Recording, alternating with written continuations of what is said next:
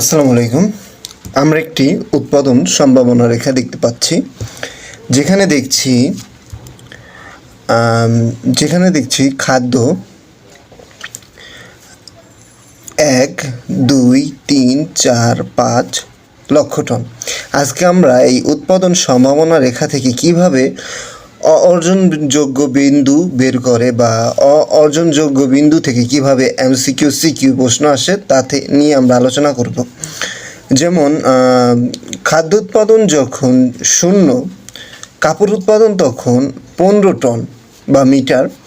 খাদ্য উৎপাদন যখন 1, কাপড় উৎপাদন তখন 12। খাদ্য উৎপাদন যখন 2, কাপড় উৎপাদন তখন 9। খাদ্য উৎপাদন যখন 3, কাপড় উৎপাদন তখন 6। খাদ্য উৎপাদন যখন 4, কাপড় উৎপাদন তখন 4। খাদ্য উৎপাদন যখন 5, কাপড় উৎপাদন তখন 0। এই জায়গায় 0 বরাবর, এই 0 বরাবর এই জায়গায়। এখন কথা হলো যে এইখানে যদি একটা বিন্দু হতো, এই যে এইখানে যদি একটা বিন্দু হতো, এই বিন্দুটাকে ধরে নিই আমরা আই বিন্দু। এখন এমসিকিউতে প্রশ্ন আসবে যে এই বিন্দুটার নাম কি। এখন আমরা এই বিন্দুটার নাম দেব অর্জনযোগ্য বিন্দু। তাহলে এই বিন্দুটা যদি অর্জনযোগ্য বিন্দু হয়ে থাকে, তাহলে এই এমসিকিউতে প্রশ্ন এসে থাকে যে এই বিন্দুটার নাম কি। আমরা বলে দেব এই বিন্দুটার নাম অর্জনযোগ্য বিন্দু। আর এখানে অনেকগুলো বিন্দু দেখতে পাচ্ছি, এ, বি, সি, ডি, ই, এফ।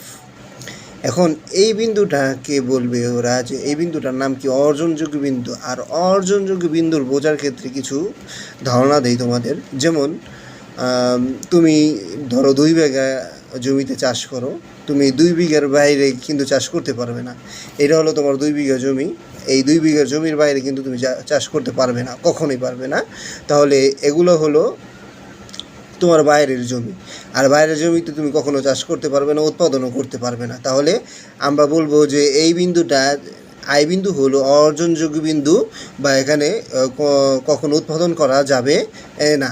এবং আরেকটি প্রশ্ন এসে থাকে বেকারত্ব বিন্দু। যেমন আমি এখানে একটি উৎপাদন সম্ভাবনা রেখা অঙ্কন করছি।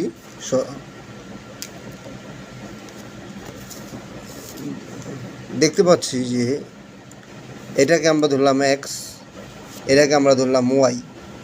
তাহলে এখানে 1, এখানে 2, এখানে 3, এখানে 5 ধরে নিলাম, এখানে 6, এখানে 7।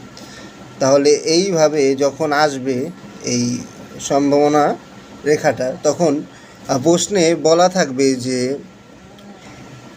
যখন উৎপাদন 1, তখন এইভাবে বলা থাকবে। যেমন ধরো আমি বোঝানোর জন্য বলবে যে এই বিন্দুটার নাম কি, যে বিন্দুটা অঙ্কন করলাম এই বিন্দুটার নাম কি ভিতরের। এই যেহেতু ধরো এটা হলো অর্জনযোগ্য বিন্দু, যদি ভিতরে কোনো বিন্দু থাকে এই ভিতরে এই বিন্দুটা, তাহলে এই বিন্দুটার নাম কি, এই বিন্দুটার নাম হলো বেকারত্ব বিন্দু। আর বেকারত্ব বিন্দু তখন তোমার উৎপাদন কমে আসবে।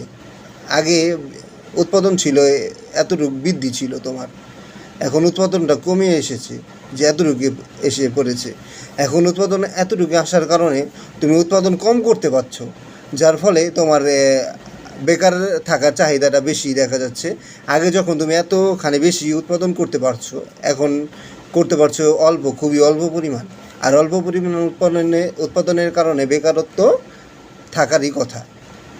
আশা করি বুঝতে পেরেছো যে কোনো বিন্দু যদি ভিতরে থাকে, উৎপাদন সম্ভাবনা রেখার বিন্দু যদি ভিতরে থাকে, তাহলে ওইটাকে আমরা বলবো বেকারত্ব বিন্দু। আর কোনো বিন্দু যদি বাইরে থাকে, ওইটাকে বলবো আমরা অর্জনযোগ্য বিন্দু। আশা করি উৎপাদন সম্ভাবনা রেখার বেকারত্ব বিন্দু এবং অর্জনযোগ্য বিন্দু তোমরা বুঝতে পেরেছো। যদি ভালো লাগে একটি লাইক, একটি শেয়ার করবে, বন্ধুদের জানিয়ে দেবে।